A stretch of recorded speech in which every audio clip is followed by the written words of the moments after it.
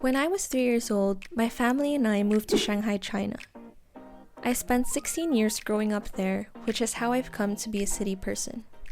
I was clearly treated like a foreigner, but even then, Shanghai was my first home. At 19, we moved back to the Philippines. I loved being able to speak the same language and always be greeted by such warm people. The Filipinos felt like home. In September of 2023, I moved to Sheffield to finish my final year in uni.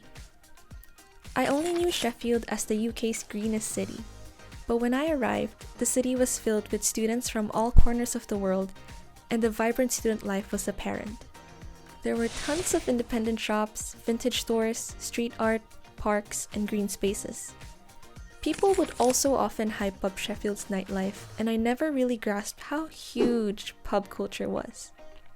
I loved the unique local coffee shops and the broad range of cuisines in Sheffield.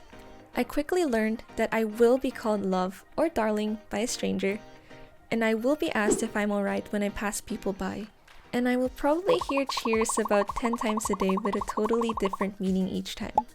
Also, there's no point in using an umbrella. Just don't. But what stood out the most for me was a sense of community that made me feel welcome.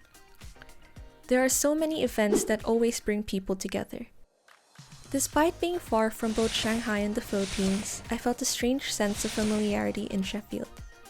Now don't get me wrong, it wasn't an easy transition when I moved. I would often get homesick and feel too far away from my family. But it also didn't take long for Sheffield to win me over with its community and local scene. It was as if the city was telling me that this could be your home too. Sheffield has its own charm that just can't be explained until you experience it yourself. It's only been a few months and I have so much yet to explore.